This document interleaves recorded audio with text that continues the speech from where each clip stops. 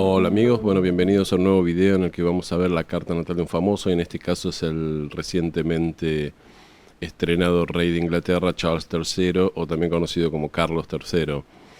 Yo sé que la Real Academia Española de alguna manera obliga a castellanizar los nombres de los reyes. Esa es una costumbre muy antigua, pero la verdad me da un poco de cosa decir Carlos porque, es decir, son los únicos nombres que castellanizamos. Es decir, cuando hablamos de los Beatles nunca decimos Juan Lennon y Pablo McCartney y Jorge Harrison. Entonces no sé por qué a Charles III tenemos que decirle Carlos, ¿no? Así que bueno, voy a oscilar un poco entre los dos nombres. Bueno, ¿quién es Charles III o Carlos III? Bueno, durante toda su vida fue el príncipe Carlos, el príncipe de Gales, ¿no? Es el hijo de la reina Elizabeth o Isabel y vivió, él nació en 1948 y cuando todavía reinaba su abuelo, el padre de la reina, era George VI, ¿no? Y bueno, al nacer todo el mundo sabía que era el príncipe heredero de la corona, ¿no? Y que algún día sería el rey de Inglaterra o del Reino Unido. Su madre, Elizabeth II o Isabel II, se convirtió en reina en 1952 cuando él tenía 4 años. Y bueno, a partir de ahí su crianza, digamos, sus padres se extendieron un poco de su crianza, dado que la madre era la reina de Inglaterra. Fue más que nada criado por institutrices, se veía a sus padres un par de horas por día. A pesar de que la familia real quería dar la idea de que eran una familia unida y que bueno, se iban de vacaciones juntos, ¿no? Y hacían cosas con los hijos y que incluso los hijos participaban cuando estaban de vacaciones en poner la mesa y todo eso. Parece que eso era un poco más para las cámaras, ¿no? Eh, Charles o Carlos fue el primer futuro rey de Inglaterra que asistió a una escuela formal. Generalmente los herederos al trono, inclusive su madre, eran educados en casa, en el Palacio Real. Él fue el primero que fue a una escuela, y fue a una escuela primaria, una escuela secundaria, tuvo compañeros. Incluso se dice que él fue a la escuela secundaria que fue su padre en Escocia, un colegio llamado Gordon Stone, que donde se dice que incluso que sufrió algo de bullying y no lo trataban, digamos, con nada de respeto a sus compañeros, ¿no? En parte los padres querían eso cuando él fue a la escuela primaria. En la escuela primaria el director insistió en ponerlo a jugar al fútbol porque él decía que cuando los chicos jugaban al fútbol solo querían ganar y no tenían respeto por nadie, por el oponente, ¿no? Y que era importante que Charles o Carlos bueno, conociera esa sensación de que no tenía todo regalado simplemente por ser el heredero del trono. Interesante, porque esto nos muestra mucho el espíritu capricorniano que tiene Inglaterra. Sabemos que Inglaterra es un país muy capricorniano, ¿no? Entonces, por eso tiene una familia real y tradiciones tan que vienen del pasado, tan tradicionales justamente, o tan rígidas, pero al mismo tiempo, bueno, la cosa es, bueno, vamos a tener un rey, pero no se la vamos a hacer tan fácil al rey que aprenda que la vida es dura. Eso es bien capricorniano, ¿no? Después de su colegio secundario estudió 2 términos en una universidad australiana, donde dice que ahí fue la parte más feliz de su educación, pero después, bueno, volvió a Inglaterra. Y fue derecho a la universidad, contrariamente a lo que se esperaba, porque generalmente los herederos al trono y los miembros de la familia real entraban directamente a las Fuerzas Armadas, en la Marina y eso, y hacían carrera ahí. El padre, el príncipe Felipe, había hecho eso, ¿no? Por supuesto, todos los que vieron la serie The Crown saben de lo que estoy hablando, porque la serie The Crown es la biografía de la familia real. Así que si no saben que estoy hablando y les interesa esto, vayan a Netflix y miren toda la serie The Crown, que está buenísima. Y bueno, finalmente, un par de años después, Carlos se graduó con el título de Bachelor in Arts, que vendría a ser algo así como licenciado en artes, ¿no? Y fue el primer heredero al trono que tuvo que terminó con un título universitario, ¿no? Que terminó una carrera universitaria. También en 1968 asistió a un colegio galés donde aprendió el idioma galés. Ustedes saben que el idioma galés no tiene nada que ver con el inglés porque era un idioma de raíz celta, ¿no? Al igual que bueno, los idiomas nativos de Escocia y de Irlanda, el idioma irlandés y el idioma escocés, que son de raíces celtas, ¿no? El inglés tiene que ver con la lengua con las lenguas germánicas que hablaban los conquistadores sajones, ¿no? Y también está mezclado con algunas expresiones en francés después de los conquistadores normandos. Así que nada, es un idioma muy difícil de aprender y él lo aprendió porque como era el príncipe de Gales, es decir, todos los herederos del reino, mientras no eran reyes, tenían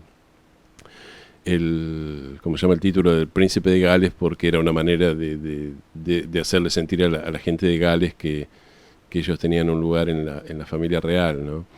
En 1969 Charles fue no coronado, pero bueno, nombrado por su madre príncipe de Gales en una ceremonia televisiva muy famosa, donde él dio su discurso en galés, lo cual era una especie bueno, de detalle para mostrar su interés por el pueblo de Gales. Hay que ver que esto era en 1969 y obviamente había grandes movimientos revolucionarios en contra de la corona, ¿no? Es decir, los años 60 fueron muy convulsionados en ese sentido y muchos movimientos nacionalistas, ¿no? Y había como toda una idea de que la familia real eran como imperialistas ingleses que estaban, digamos, sometiendo al pueblo galés más que ser los quienes lo protegían, ¿no? Pero, es decir, Charles nunca fue muy querido en Gales, parece. Bueno, después de ser nombrado príncipe de Gales oficialmente, Charles sí se une a las Fuerzas Armadas, ahí aprende a volar un avión y hace bueno, unos viajes alrededor del mundo en un buque de guerra, como había hecho también su padre, como era un poco la tradición.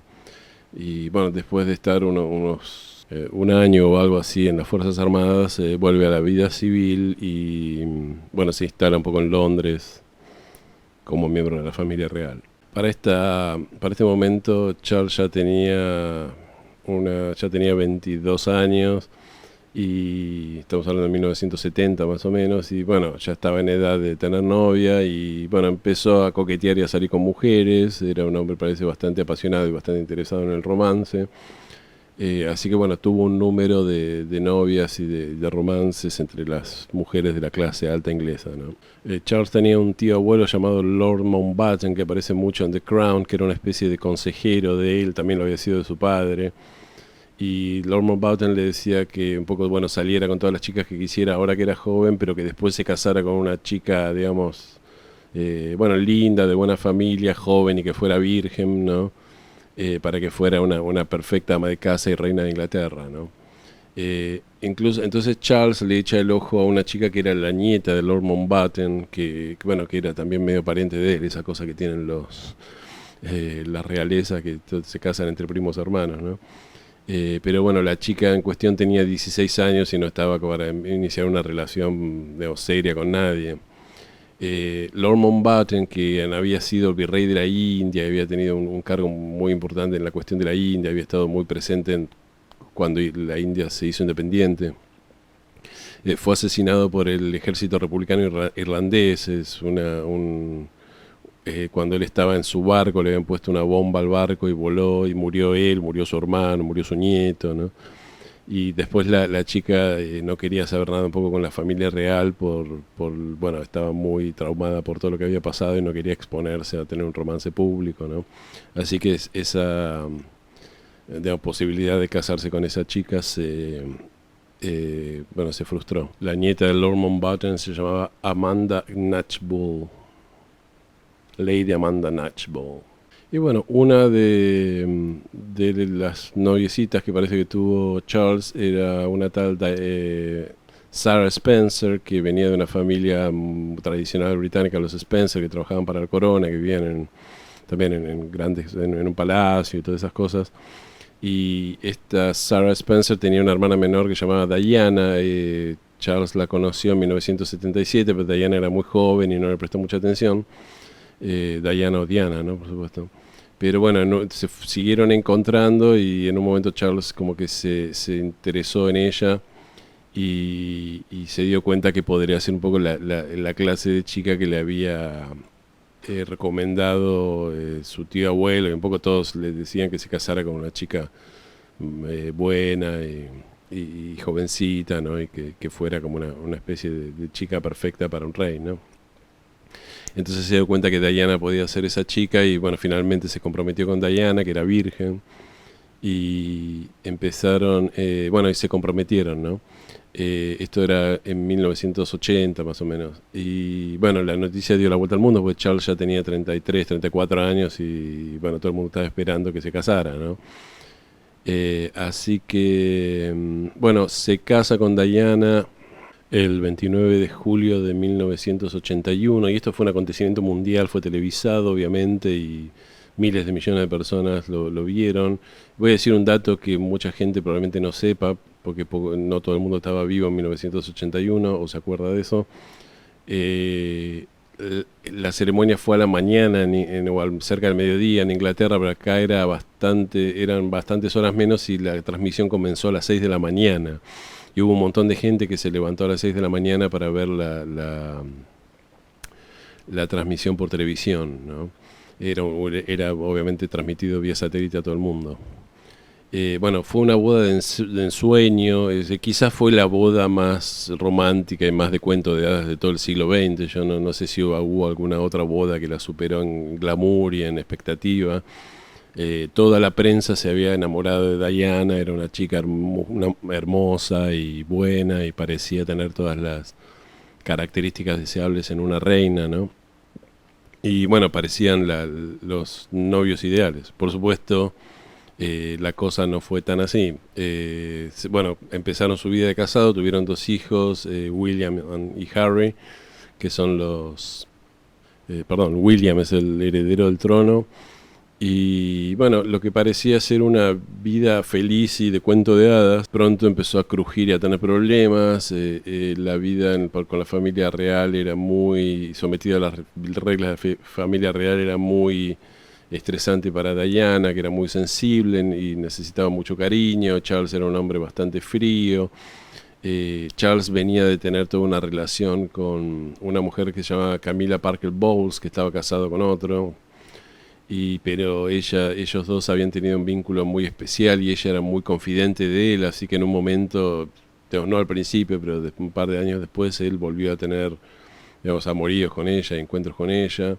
Diana se refugió en los brazos de los pocos hombres que se le cruzaban, porque era madre y era una persona muy vigilada, entonces tenía que...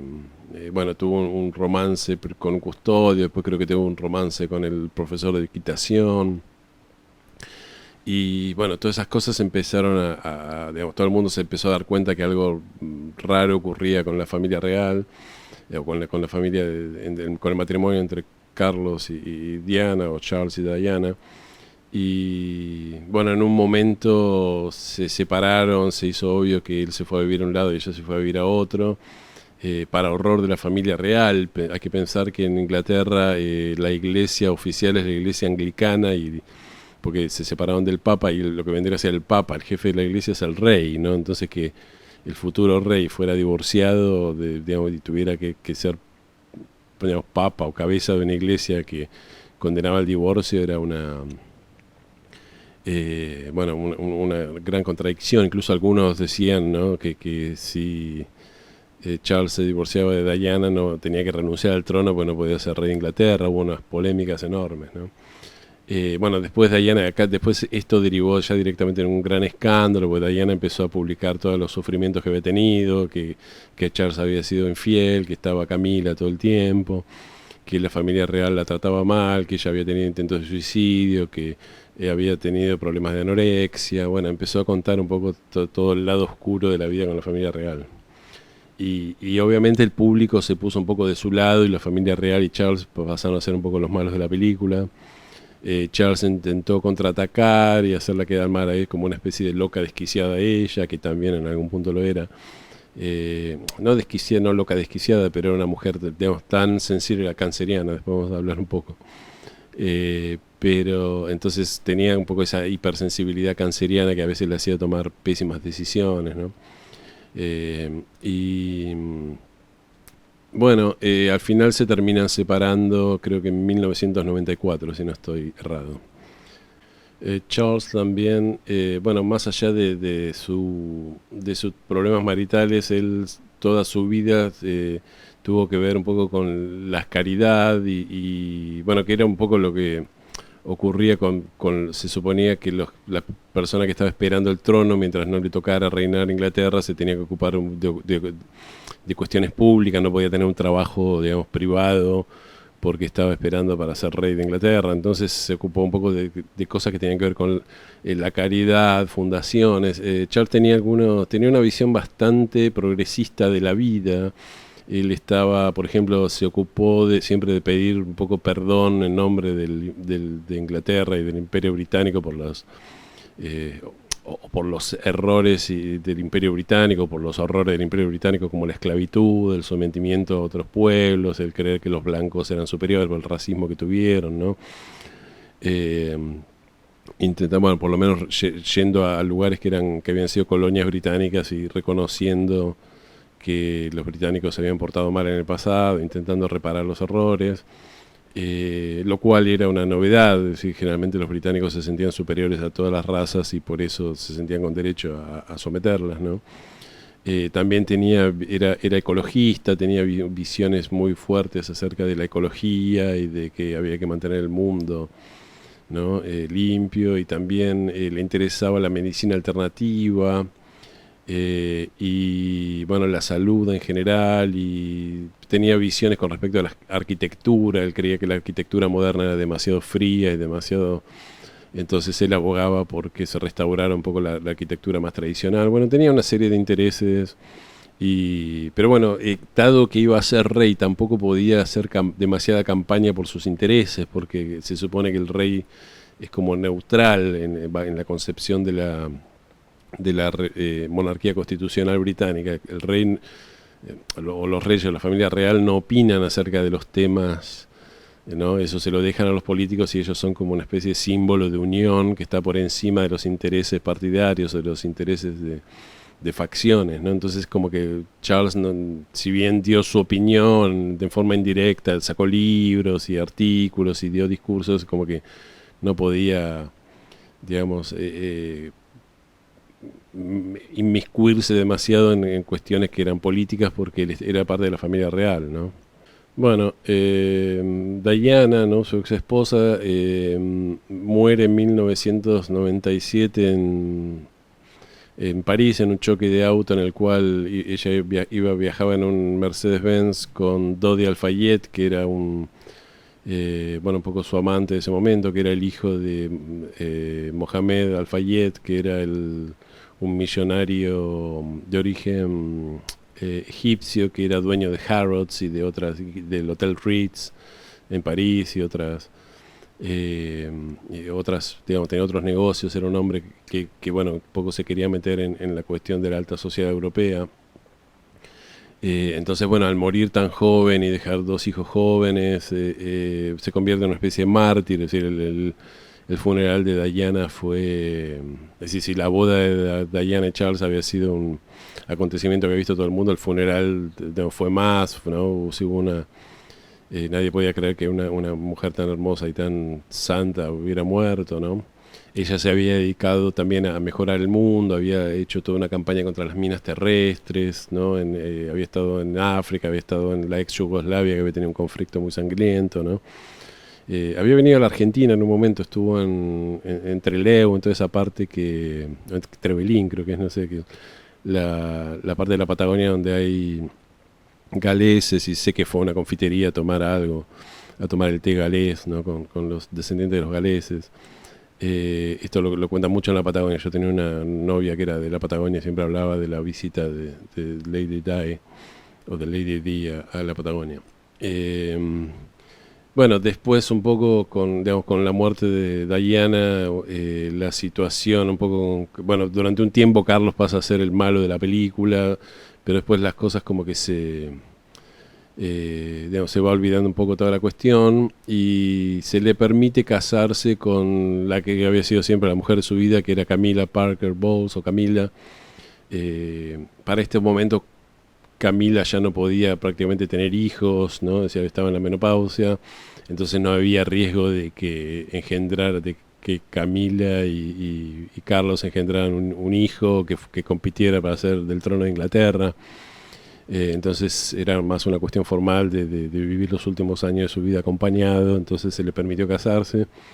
Si mal no recuerdo, cuando se casó Charles con Camila, la reina Elizabeth fue vestida de blanco a la boda, lo cual es un insulto, porque la que tiene que ir vestida de blanco es la novia, ¿no? Parece que la reina no estaba nada de acuerdo con su hijo, que era divorciado, se casara de vuelta. Pero bueno, Charles se casó y, y bueno, vivió siendo el príncipe eterno, el eterno príncipe de Gales, esperando básicamente toda su vida estuvo esperando que su madre se muera, por decirlo cruelmente, y su madre finalmente falleció en el año 2022 a los 90 y pico de años de edad, a los 96 años para ser exactos, y obviamente fue la reina más longeva de toda Inglaterra, y su reinado fue el más largo de toda Inglaterra, de los 70 años, ¿no? De 1952 a 2022. Y bueno, Charles estuvo esperando todo el tiempo que su madre le dejara el lugar, ¿no? Finalmente él fue coronado rey, bueno, él pasa a ser rey en el momento que muere la madre, como es en las monarquías, pero es coronado rey en el 2023. Y bueno, y en realidad va a tener un reinado corto porque, bueno, obviamente es un hombre de mucha edad y va a ser reemplazado en algún momento por su hijo William, ¿no? Así que, bueno, en esta situación está ahora, él es el rey, ¿no? Charles III de Inglaterra, o del Reino Unido, y él intentó en su reinado hacer gestos un poco a favor de estas ideas progresistas que tiene él, progresista por lo menos con respecto de la tradición de la familia real inglesa, ¿no? De aceptar las minorías, ¿no? De que esta idea de que Gran Bretaña y el Reino Unido son un lugar diverso, que no es nada más de blancos que son anglicanos, sino que hay muchas razas y muchas religiones y que lleva un poco ideas de modernidad y eso, pero como es el rey y el rey tiene un rol muy, digamos, justamente muy tradicional, no es mucho lo que él puede hacer para sostener un poco estas ideas. Así que bueno, esta es más o menos la vida de Charles III y vamos a ver su carta natal, que es muy interesante. Bueno, Charles III de Inglaterra tiene Sol en los 22 grados de Escorpio, la Luna en 0 grados de Tauro y ascendente en los 5 grados de Leo. Ahora, esto es muy interesante que tenga ascendente Leo, porque los que hayan leído al gran maestro de astrología argentino Eugenio Caruti, en su libro de ascendentes dice: la persona con ascendente Leo tiene que aprender a brillar, tiene que aprender a expresar la energía de Leo, tiene que aprender justamente a hacer el sol de alguna manera y a desarrollar en sí mismos esa energía solar, ¿no? Y esa cuestión de expresión, ¿no? Una de las características de Leo es que tiene que naturalmente estar en el centro, ocupar el centro y estar bajo las luces, no bajo los reflectores. Por eso a la gente que tiene Leo le encanta hacer teatro o tener una banda de rock, necesitan siempre ser mirados y admirados y conmover a los demás, ¿no? Por supuesto, con ascendente Leo la persona de alguna manera tiene que aprender a hacerlo. Y una característica interesante de los ascendentes Leos es que se dice que suelen nacer en una casa en la cual uno de los padres ya ocupa una posición central y tiene como un poco veleidades de estrellas y brilla dentro de la casa.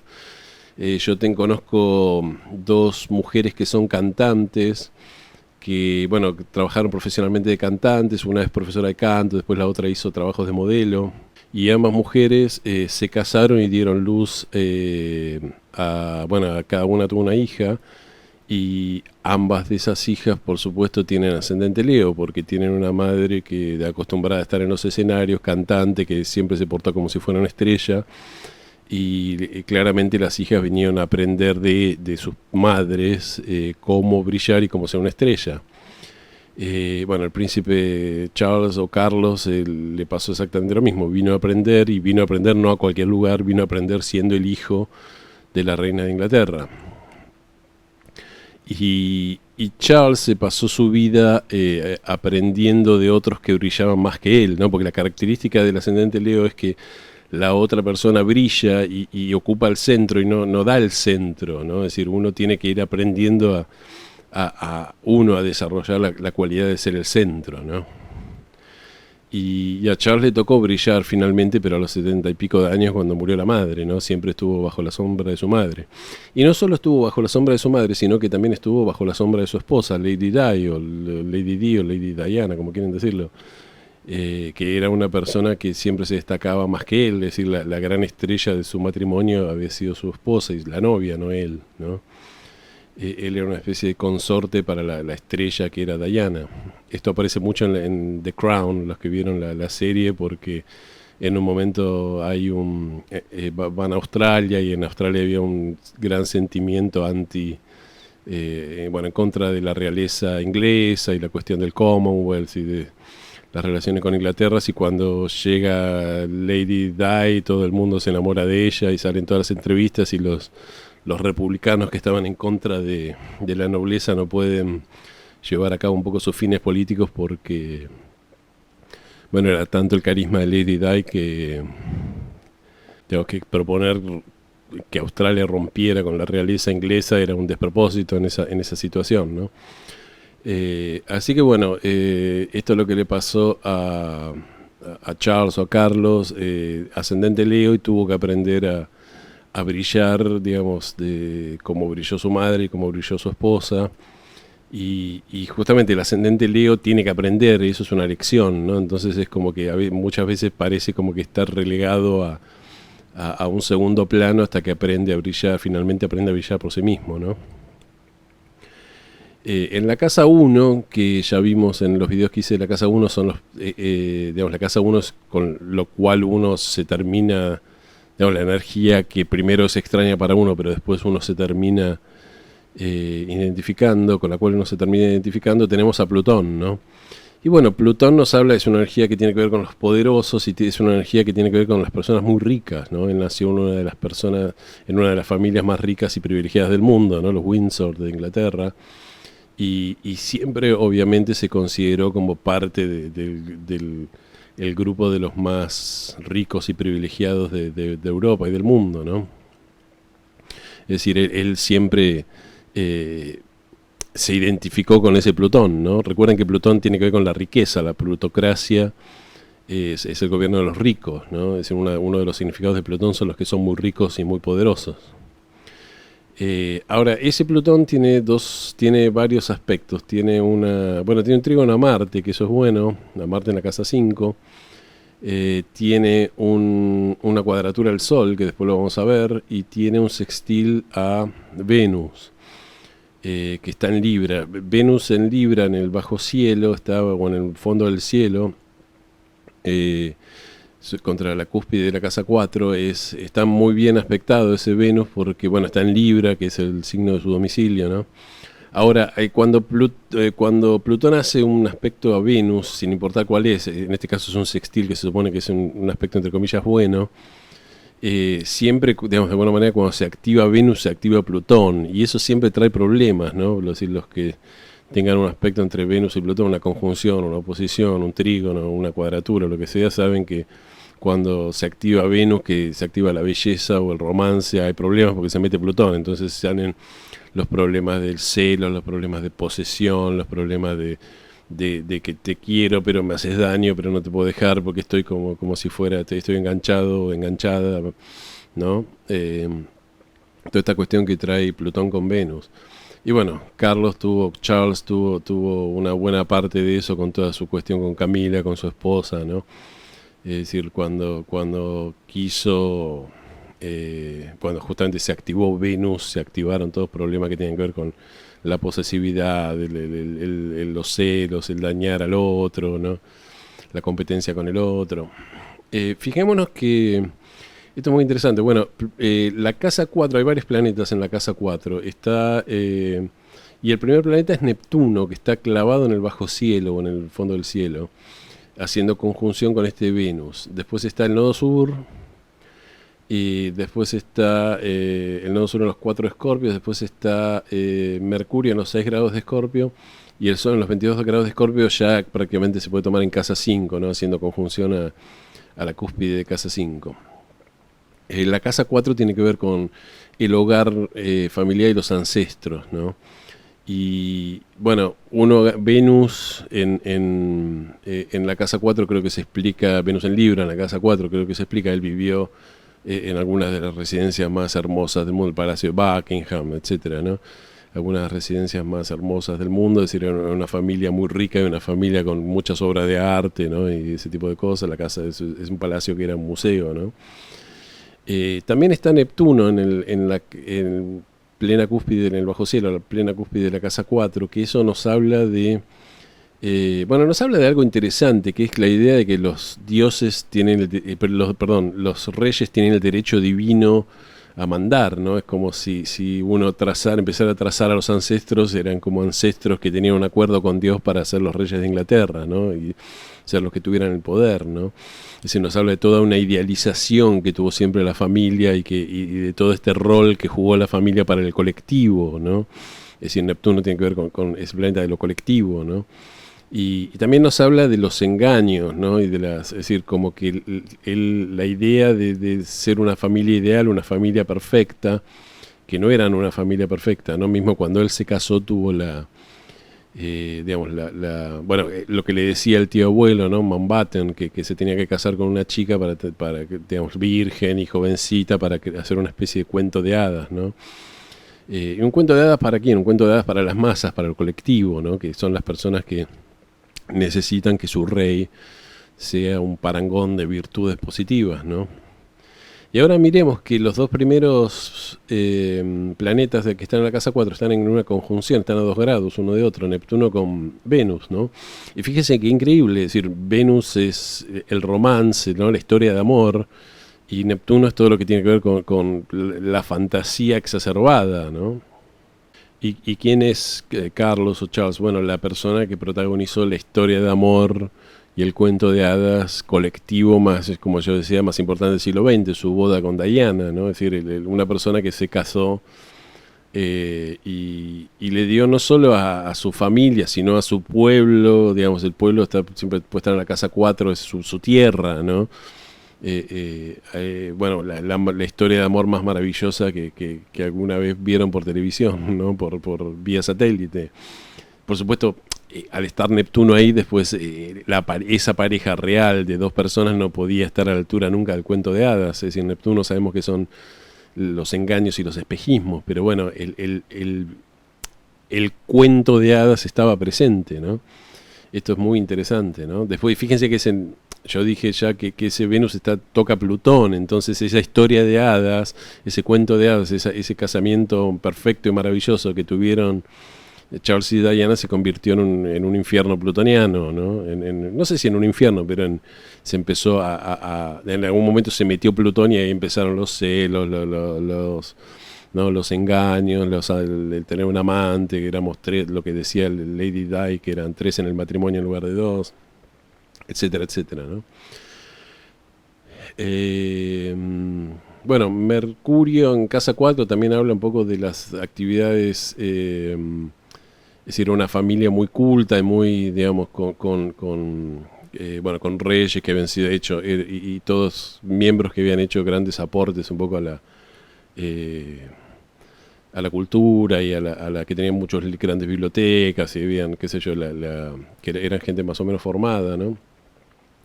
Y ahora vamos a ver el Sol que está prácticamente en casa 5. ¿Qué es la casa 5? Yo ya hice un video de casa 5. Es básicamente la casa 5 es la autoexpresión, ¿no? Es decir, yo hago un poco me expreso mi energía solar, expreso mi individualidad, ¿no?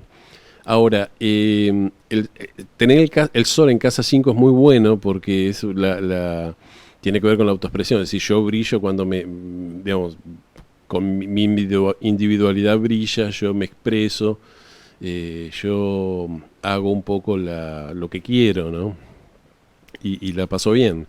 Ahora, fíjense que ese Sol tiene una cuadratura a Plutón. Plutón es el poder, ¿no?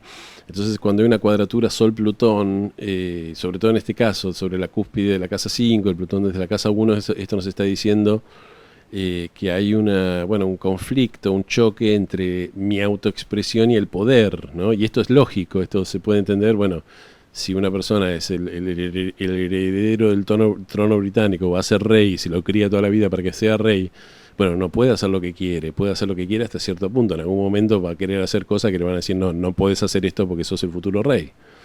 Y yo creo que a Charles le pasó exactamente eso en muchos casos. Por ejemplo, la cuestión que yo decía del matrimonio, él se hubiera querido casar con Camila o con cualquier otra mujer y le dijeron, no, tenés que casarte con una buena chica de buena familia porque vas a ser el rey. Después él se quería divorciar, no, no te podés divorciar porque vas a ser el rey. Bueno, toda su vida le pasó eso, lo que él quiso hacer. Pudo hacerlo en parte porque obviamente cuando uno es miembro de una de las familias más ricas y poderosas del mundo, hay un montón de caprichos que sí puede hacer o que sí puede, de cosas con las que sí puede salirse con la suya, pero hubo otro montón de cosas que no pudo hacer, que pues, simplemente porque iba a ser el rey y porque había todo un poder que se lo impedía, y esto está marcado claramente en su carta con la cuadratura entre Plutón y el Sol, ¿no?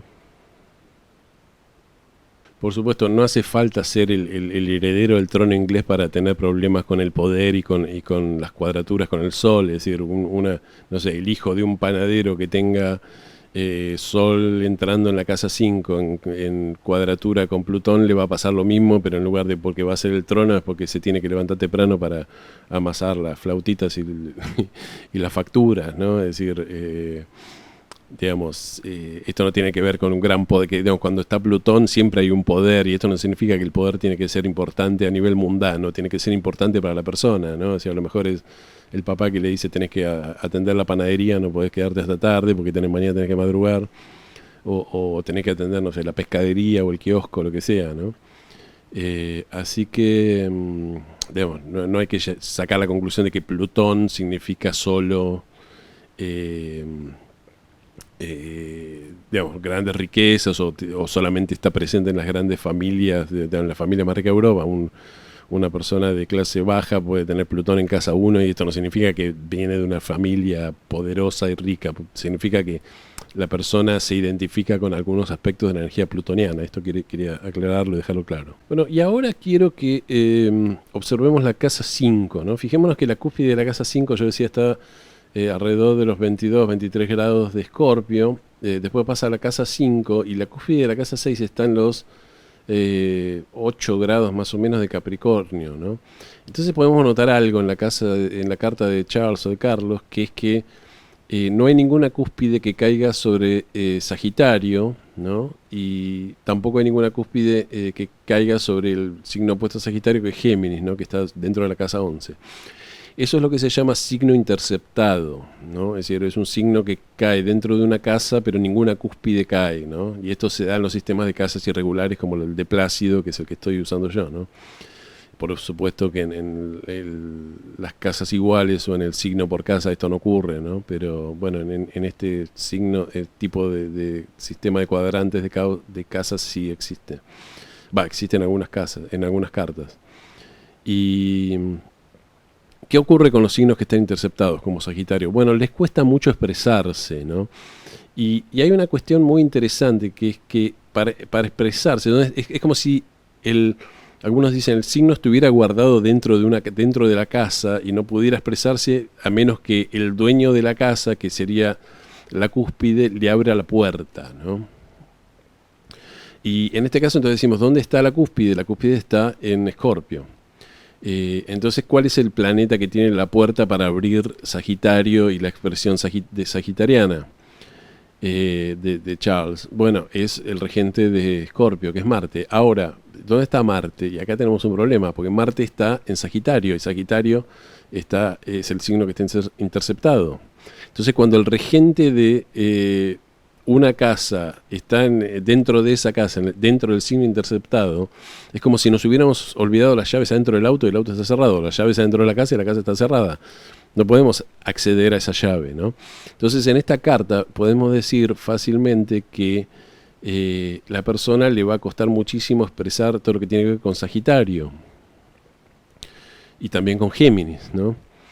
Y entonces, bueno, veamos, ¿tiene algún planeta en Sagitario? Sí, Charles tiene Marte en los 20 grados de Sagitario y tiene a Júpiter en el grado 29 de Sagitario, ¿no?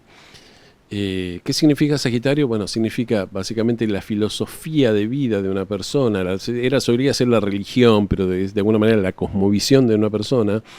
Y obviamente los estudios, también tiene que ver con los estudios superiores. Y también tiene que ver sobre todo con el extranjero, ¿no? Y esto se empieza a entender mejor, ¿no? Cuando vemos esto, porque decimos, está bien, la persona quién es el futuro rey de Inglaterra. El futuro rey de Inglaterra puede andar vagando por el extranjero, viviendo en el extranjero, haciendo cosas por el extranjero. Obviamente que no. El rey inglés no puede andar, decir, me voy a vivir a Francia, me voy a ir a Hong Kong. Vas a ser el rey inglés, tenés que vivir en Inglaterra.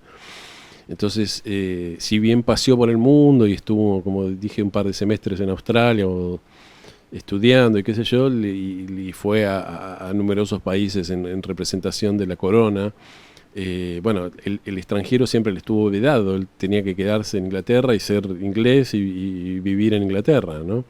Por más que él hubiera querido tener aventuras en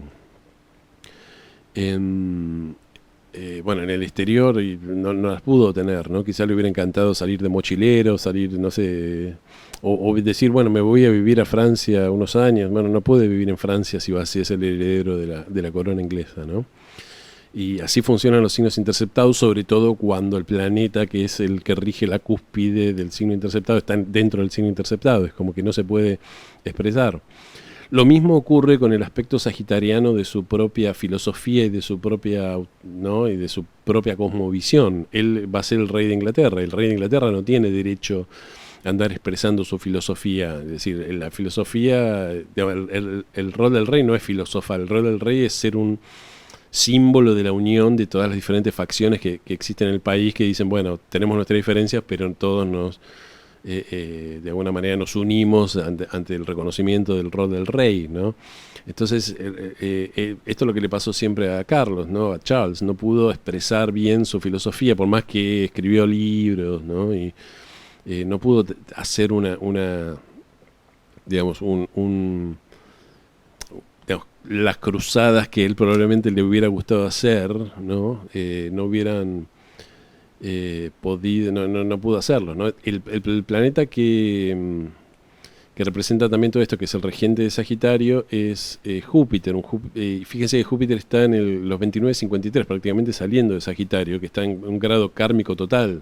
¿Qué es un Júpiter en los 29 grados de Sagitario? Bueno, que yo no puedo expresar, digamos, tengo el karma de alguna manera de no poder expresar mi filosofía y no poder viajar al exterior y no poder usar ese Júpiter, ¿no? Que también Júpiter tiene que ver con las riquezas, también con la expansión. Bueno, no es decir, si una persona está esperando para ser un rey y su deber es esperar que se muera la madre, no pudo expandirse, no pudo expresarse, no pudo hacer nada, tuvo que esperar toda la vida que la madre se muriera, ¿no?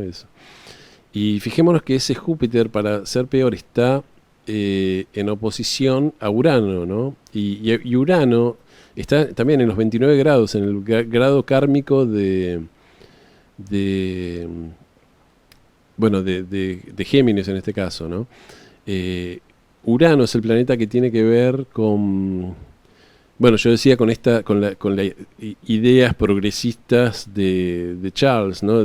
Está en la casa 11. La casa 11 es los grupos, ¿no? Cuando una persona tiene Urano en la casa 11, generalmente lo que significa es que elige sus amigos de una manera uraniana. En lugar de tener un grupo de amigos o de gente que son su grupo, que sale un poco de lo más obvio, de los amigos que tuvo del colegio, lo que sea, siempre es como que dice, no voy a reunirme con cualquiera, mi grupo va a ser gente que esté un poco a otro nivel, con los cuales yo me conecte a nivel más de una conexión más elevada. Entonces, bueno, suele tener amigos raros y gente rara y gente fuera de lo común, ¿no? Y no los amigos que se supone que tiene que tener. Ahora, otro significado de Urano en casa 11 es, persona que tiene ideas, sobre todo en Géminis, ¿no? Que tiene ideas y que comunica ideas nuevas, progresistas, que es Urano, ¿no? Que rompen las estructuras, que traen nuevas ideas, que traen progreso, podemos decir. Progreso es una palabra muy uraniana, para para lo grupal, para lo colectivo, para lo masivo, es decir, es una persona que es reformista, que quiere cambiar cosas. Ahora, de vuelta, está dentro de un signo que está interceptado, por más que este no está tan mal interceptado porque el regente Mercurio está en la casa 4 y bueno, está en un grado kármico, ¿no? Entonces, prácticamente al fin de Géminis, ¿no? Entonces quiere decir que a la persona le costó muchísimo expresar su propia filosofía de vida y sus ideas reformistas, porque básicamente él va a ser rey de Inglaterra y el rey de Inglaterra no es relevante su filosofía y no es relevante sus ideas reformistas porque no le corresponde a él reformar nada, eso es problema de los políticos, ¿no? Mientras que el rey tiene que callarse la boca y hacer lo que digan los políticos. Así que bueno, estos eran los aspectos que más me interesaba ver en la carta de Charles, ¿no? Es decir, cómo bueno, aparece claramente toda la cuestión del cuento de hadas, ¿no? Que de alguna manera fue exigido dentro digamos, por su propio clan, por su propia familia, ¿no? Y digamos, la historia romántica que es como un cuento de hadas, ¿no? Que se ve mucho con ese Venus en conjunción a Neptuno, y después a su vez Venus tocando Plutón, ¿no? Que se mete después un poco todos los problemas plutonianos, y cómo estos signos interceptados hacen que él de alguna manera seguramente haya querido expresar los planetas que estaba ahí, pero no se pueden. Pensemos también en Marte. Marte está en la casa 5. Saben que Marte en la casa 5 es un Marte, bueno, que hace que la persona se exprese con mucha vivacidad, ¿no? Es decir, siempre se dice que las personas con Marte en casa 5 son tremendamente competitivas, ¿no? Que hacen deportes y siempre quieren ganar, ese tipo de personas, ¿no? Que son un poco hinchas, ¿no? El que va a jugar un partido de fútbol, un potrero, y siempre quiere ganar y digamos, no se trata de ganar, no está jugando por nada, está jugando con unos amigos, ¿no?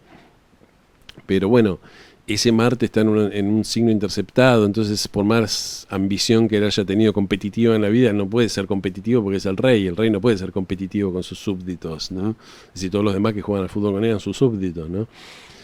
Fútbol o lo que sea en la vida, ¿no? Es decir, no puede ser competitivo, entonces es como que tampoco pudo usar ese Marte, ¿no? Demasiado. Y un Marte bien puesto en Sagitario, que no se puede usar. Aparte, Marte en Sagitario, esto lo estamos viendo ahora, que Marte está en Sagitario estos días mientras grabo esto, después de la asunción de Javier Milei, tiene mucho que ver con expresar con fuerza la filosofía de vida, la ideología de uno, ¿no? Es decir, luchar por la religión de uno. Y fíjense que Charles debe haber tenido mucha, digamos, energía y ganas de imponer un poco sus ideas y no pudo hacerlo porque es el rey y no es correcto que el rey imponga ideas. Se supone que los reyes tienen que escuchar a los políticos y callarse la boca y firmar todo lo que le dan, ¿no? Así que esto debe haber sido una gran cuestión de frustración para él, ¿no? Vamos a ver un poco la luna, que lo hablamos de la luna. La luna está en 0 de Tauro. La luna en Tauro sabemos que está exaltada en Tauro, así que es una muy buena posición para la luna. Está haciendo conjunción al nodo norte. Fíjense qué interesante, ¿no? Es decir, la luna representa a la madre fue... está en la casa 10, bueno, es decir, una madre completamente visible y la luna en Tauro nos suele dar familia, es decir, una persona que vivió digamos, los aspectos materiales positivos de la vida, es decir, una familia que generalmente tenía dinero, que la persona vivió con comodidades. Obviamente Charles vivió, es decir, era una de las familias más ricas del mundo, tuvo todas las comodidades que quiso tener en cuanto a lo material, tenía, ¿no? Curiosamente la luna en Tauro, más allá de las comodidades, habla de una madre, no parece ser una madre fría, ¿no? No es una luna en Acuario como tenía Lady Di.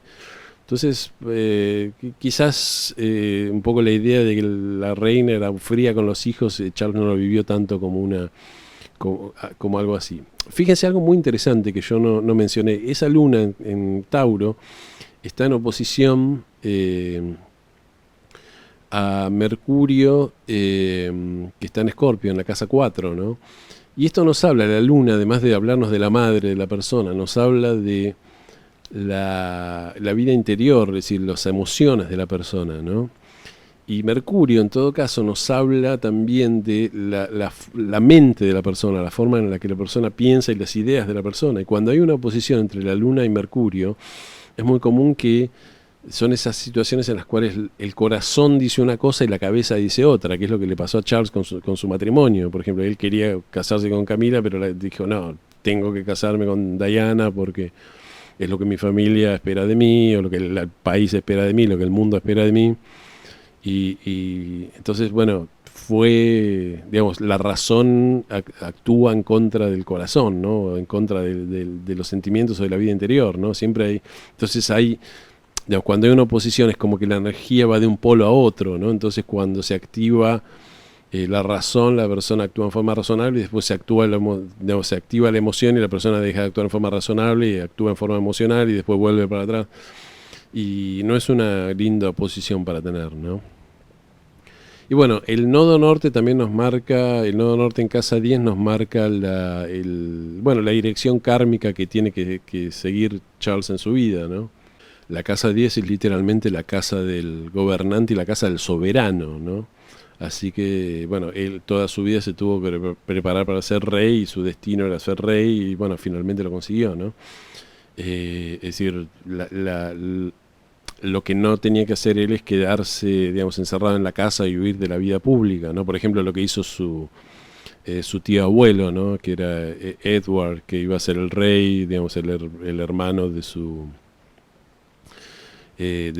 abuelo, ¿no? George VI, que, bueno, se comprometió con una mujer que estaba divorciada y lo hicieron renunciar al trono, ¿no? Hubo más cuestiones ahí porque parece que Edward era, digamos, pro-nazi, había, bueno, tengo como toda una cuestión de que tenía que ver más con eso que con la cuestión de si se casó o no se casó, ¿no? Pero bueno, Charles no era, es decir, su destino era en algún momento ser rey, ¿no? Así que tuvo que seguir un poco, pasar por todas estas situaciones feas que pasó y, digamos, dejando de lado parte de su vida, lo que ya dijimos de la autoexpresión y de su filosofía y de no poder luchar por su filosofía y por sus ideas, porque lo que le correspondía kármicamente era pasar por todo eso y llegar a ser rey de Inglaterra, ¿no?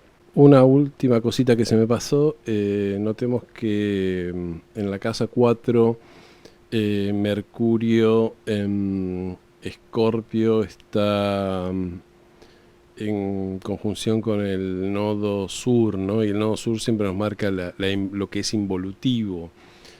Un Mercurio en Escorpio, en casa 4, tiene que ver con ideas de la familia, con ideas enraizadas en la familia, con la manera de pensar de la familia, con el discurso de la familia, con la lógica de la familia. Fíjense que al estar acá en conjunción con el nodo sur, parece decirnos que toda esa lógica tradicional de la familia, toda esa manera de pensar anticuada, justamente es bueno, algo que es involutivo, algo que no hay que respetar, sino que de alguna manera hay que trascender, ¿no? Y es un poco lo que le pasó a Charles toda la vida, ¿no? Es decir, a él le dijeron que, bueno, que se casara con determinado tipo de chica y le salió mal, a él le dijeron que, después le dijeron que no se divorciara y cuando todo el tiempo que intentó no divorciarse también le salió mal y fue muy infeliz y causó infelicidad a él y a su esposa, ¿no? Después que no se casara con Camila, se casó con Camila, entonces es como que a él le tocó de alguna manera trascender un poco todas las ideas anticuadas que estaban un poco, que eran, a ver, que tiene que ver, esta la carta de él, no la carta de la familia, ¿no? Pero que de alguna manera le llegaron a él a través de sus ancestros, a través de su clan, a través de su tradición, ¿no? Y esto nos marca un poco el camino que tuvo que hacer él, ¿no? De ir viviendo la vida, es decir, haciéndole caso un poco a esas ideas anticuadas y después diciéndole la verdad que esto no me está ayudando en nada, tengo que encontrar una manera más evolutiva de hacer las cosas, ¿no? El hecho de que la luna, que está en oposición a ese Mercurio, esté en conjunción con el nodo norte, también nos parece decir que cuando Charles actúa en base a lo que realmente siente, ahí es donde es evolutivo y donde las cosas funcionan. Fíjense que al final él terminó casado con Camila, que era la mujer que él hubiera elegido si hubiera escuchado su corazón, ¿no? Así que bueno, es una carta muy interesante para ver y creo que vimos ya un poco los principales aspectos. Siempre se puede seguir mirando detalles, pero el video ya va casi una hora de video, así que creo que vamos a dejar acá. Así que bueno, amigos, como siempre espero que les haya interesado. Si les gustó, les pido que me den un me gusta, un like, y que se suscriban a mi canal y que toquen la campanita. Y bueno, nos vemos en el próximo video, que ya veremos cuál va a ser. Muchísimas gracias.